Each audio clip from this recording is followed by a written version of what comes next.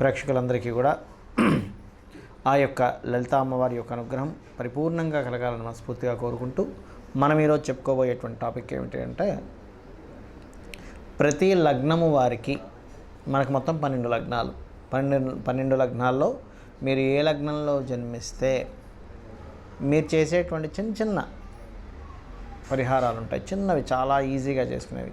వాటి వల్ల మీరే కింగ్ అవుతారు, మీరే కింగ్ మేకర్ కూడా అవుతారు. ఎందుకంటే ఇవి చేసుకోవడం వల్ల ముఖ్యంగా ధన అభివృద్ధి. మీరు చేస్తున్నటువంటి ప్రయత్నానికి ఎన్నో ప్రయత్నాలు చేస్తున్నామండి, అసలు ఏమిటో నాకు ధనాభివృద్ధి రావట్లేదు అనుకుంటూ ఉంటారు. ఆ ధనాభివృద్ధి రావడము అనేటువంటిది ఈ చిన్నపాటి ప్రక్రియ వల్ల జరుగుతుంటుంది. అదేమిటి అనేటువంటిది ఒక్కో లగ్నం బట్టి ఉంటుంది.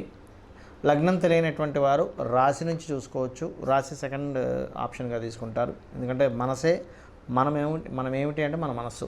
కాబట్టి చంద్రుడిని ఆధారంగా తీసుకొని కూడా ఈ సెకండ్ ఆప్షన్గా తీసుకోవచ్చు. లగ్నం తెలియని వారు లగ్నం తెలుసు, లగ్నం నుంచే చూసుకోండి. అదేవిధంగా ఈ మొత్తం వీడియోలో లాస్ట్లో కొన్ని కండిషన్స్ చెప్తాను. ధనస్సు లగ్నము, ధనస్సు రాశి. లగ్నం తెలిసిన వారు లగ్నం నుంచి చూసుకోండి, లగ్నం తెలియని వారు రాశి నుంచి చూసుకోవచ్చు.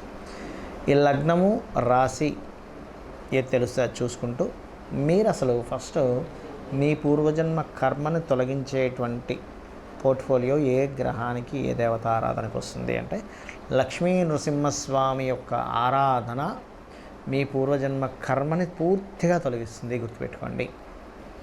ధనుసు లగ్నంలో జన్మించే లక్ష్మీ నరసింహస్వామి ఆరాధన మీరు చూడండి, అక్కడి నుంచి మీకు జరుగుతున్న సంఘటనలో చాలా చేంజ్ వస్తుంది.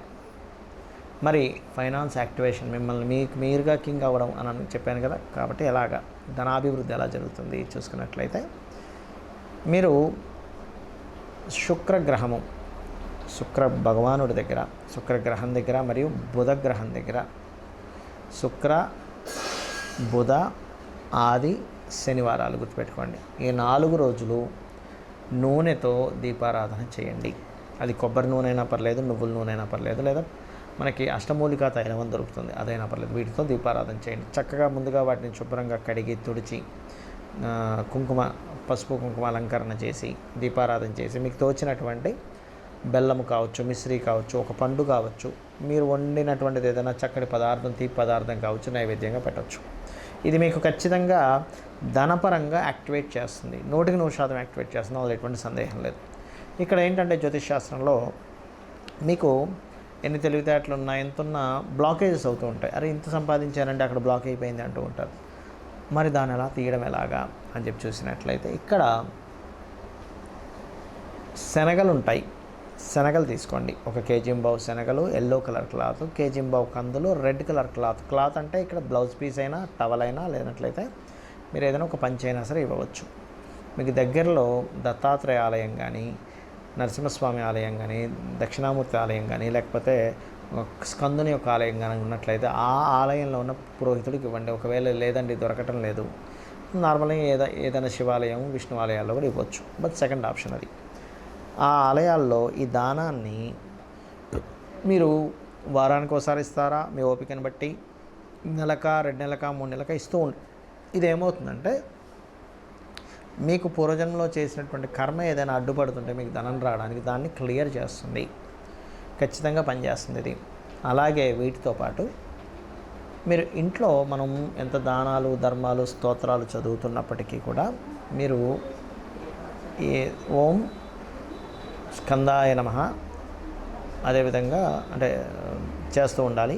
దీంతోపాటు మన విష్ణు సంబంధించిన, లలిత సంబంధించినటువంటి స్తోత్ర పఠనం చేయండి. లేదా అంత పెద్ద స్తోత్ర పఠనాలు చేయాలి అంటే ఓం నమో నారాయణాయ, ఓం శ్రీమాత్రే నమః చేసుకోవచ్చు. దీంతోపాటు ఇంట్లో ఉత్తరం గోడకి తెలుపు రంగు ఉండేలా చూసుకుంటూ, అంటే టోటల్ ఉత్తరానికి వైట్ కలర్ ఉండాలి. అక్కడ ఒక చిన్న ఉత్తరం మధ్యలో చిన్న లాకర్ పెట్టి అక్కడ ధనాన్ని పెడుతూ ఉండండి. కుబేరుడు యాక్టివేషన్ అవుతాడు. ఆగ్నేయంలో గ్రీన్ బల్బ్ ఒకటి పెట్టండి, అగ్ని యాక్టివేషన్ అవుతుంది. దాని ద్వారా అగ్ని మూలంగా ధనం వస్తుందని చెప్తుంది శాస్త్రము. అదేవిధంగా ఇంట్లో పొరపాటును కూడా దక్షిణ నైరుతిలో, అంటే నైరుతికి దక్షిణానికి మధ్య భాగంలో పొరపాటును కూడా అక్కడ మీరు ఇంపార్టెంట్ వస్తువులు పెట్టకండి, దాని ద్వారా నష్టపోతూ ఉంటారు. సో ఈ ప్రక్రియ పాటించి మీరు చక్కటి ధనవంతులు అవ్వాలని, మీకు మీరే కింగ్ మేకర్ అవ్వాలని మనస్ఫూర్తిగా కోరుకుంటూ మీరు అమ్మవారి అనుగ్రహం పొందాలని చెప్పి కూడా కోరుకుంటున్నాను. మనం ఇప్పటివరకు చెప్పినటువంటి ప్రక్రియ ఏదైతే ఉందో పాయింట్ నెంబర్ 1, ఇది కంటిన్యూస్గా చేయండి. మీరు రెగ్యులర్గా చేయడం ప్రాక్టీస్ చేయండి. అంతేగాని కొన్ని రోజులు చేసి కొన్ని రోజులు ఆపేస్తే మాత్రం ఈ ప్రక్రియ ద్వారా నేను ఇప్పుడు చెప్పినటువంటి దానం కావచ్చు, మంత్రం కావచ్చు, వీటి ద్వారా మీకు ఉపయోగం ఉండదు. ఏది రెగ్యులర్గా చేయకపోతే. ఎలా అంటే చిన్న ఎగ్జాంపుల్ చెప్తాను చూడండి. ఒక వ్యక్తికి చాలా చక్కగా మజిల్స్ రావాలనుంది, అంటే మంచి బాడీ బిల్డర్ అవ్వాలనుంది. జిమ్కి రెగ్యులర్గా 1 or 2 hours రెగ్యులర్గా వెళ్తేనే అతనికి బాడీ ఫిట్నెస్ పెరుగుతుంది. కానీ ఏదో వారానికి ఒకసారి, 10 రోజులకు ఒకసారి, 4 రోజులు చేసి మళ్ళీ 2 రోజులు మానేయడము, ఇలా చేస్తే ప్రాక్టికల్గా మనకి ఎలా అయితే బాడీ ఫిట్నెస్ పెరగకుండా అతని జీవితాంతం చేసినా దాని ఉపయోగం ఎలా ఉండదో, సేమ్ యాజ్ ఇట్ ఈజ్ మంత్ర సాధన కావచ్చు. ఇప్పుడు నేను చెప్పినటువంటి ఒక్కొక్క లగ్నానికి చెప్పాను, దాని పరంగా ఆ రాశి పరంగా కావచ్చు, మీరు రెగ్యులర్గా చేస్తేనే దాని ఉపయోగం ఉంటుంది. ఎందుకంటే మీరు చేసే ప్రక్రియ ఏదైతే ఉంటుందో అదంతా ఒక సిస్టమేటిక్ పరంగా మీ యొక్క పూర్వజన్మ కర్మని తొలగిస్తూ మీకు యోగాన్ని ఇచ్చేటువంటి దిశ వైపు ప్రయాణం జరుగుతూ ఉంటుంది. కాబట్టి అది మీరు మధ్యలో బ్రేక్ చేశారనుకోండి, అది అక్కడికి ఆగిపోతూ ఉంటుంది. కాబట్టి ఇది రెగ్యులర్గా చేయడం ఫస్ట్ ప్రాక్టీస్ చేయండి. ఒకటి. రెండవ పాయింట్ ఏంటంటే కండిషన్స్లో చాలామందికి చాలా కష్టాలు ఉంటూ ఉంటాయి. నేను ఉండవనట్లేదు. పొరపాటును కూడా మీరు ఈ ప్రక్రియ కొంతసేపు చేశారు, మిగతా టైం అంతా కూడా అయ్యో ఇలా ఉంది, ఏం నెగిటివ్ అవుతుందో అని చెప్పి నెగిటివ్ని అసలు థింక్ చేయకండి. గుర్తుపెట్టుకోండి, నెగిటివ్ని పొరపాటును కూడా థింక్ చేయకండి. ఇంకా మూడవది, ఈ ప్రక్రియలో ఆల్రెడీ చెప్పానని మీకు, భగవంతుడికి సమర్పిస్తూ చేయండి అని. ఈశ్వరార్పణ బుద్ధితో ఎవరైతే నాకు సమర్పిస్తారో ఫలాపేక్ష రహితంగా అంటూ ఉంటాడు శ్రీకృష్ణ భగవానుడు. అప్పుడు ఖచ్చితంగా మనకి దాని యొక్క ఫలితం అనేటువంటిది మీరు ఎక్స్పెక్ట్ చేయకండి. ఫలితాన్ని భగవంతుడికి ఇచ్చేసాను, ఆయనే నాకు ఇస్తాడు అనుకోండి. పర్టికులర్గా ఈ ఫలితమే రావాలనేటువంటి మన చేతుల్లో ఉండదు. ఎందుకంటే మీరు అనుకోవచ్చు నేను గవర్నమెంట్ జాబ్ తెచ్చుకోవాలని. గవర్నమెంట్ జాబ్లో చిన్న జాబ్ రావాలా, లేకపోతే అంతకంటే మీరు ఎక్స్పెక్ట్ చేసిన దానికంటే ఇంకా హై లెవెల్లో ఇవ్వాలనేటువంటిది ఈశ్వరుడు నిర్ణయిస్తాడు. కాబట్టి ఖచ్చితంగా ఈ కండిషన్స్ గుర్తుపెట్టుకోండి. అలాగే ఇప్పటివరకు మనం చెప్పుకున్నది ఏంటంటే జనరలైజ్డ్గా చెప్పాను నేను మీకు. పర్సనల్ చార్ట్స్లో మళ్ళీ కొన్ని మార్పులు వస్తాయి. అంటే ఏంటి, ఇంకొంచెం ఇన్డెప్త్గా, అంటే ఈ గ్రహం ఇక్కడ ఉంది, కానీ ఈ గ్రహం ఇక్కడ నుంచి ఇంకో గ్రహంతో కలిసినప్పుడు ఇంకోటి యాడ్ ఆన్ అవుతూ ఉంటుంది. కాబట్టి మీ పర్సనల్ చార్ట్ కూడా చాలా ముఖ్యం ఇక్కడ.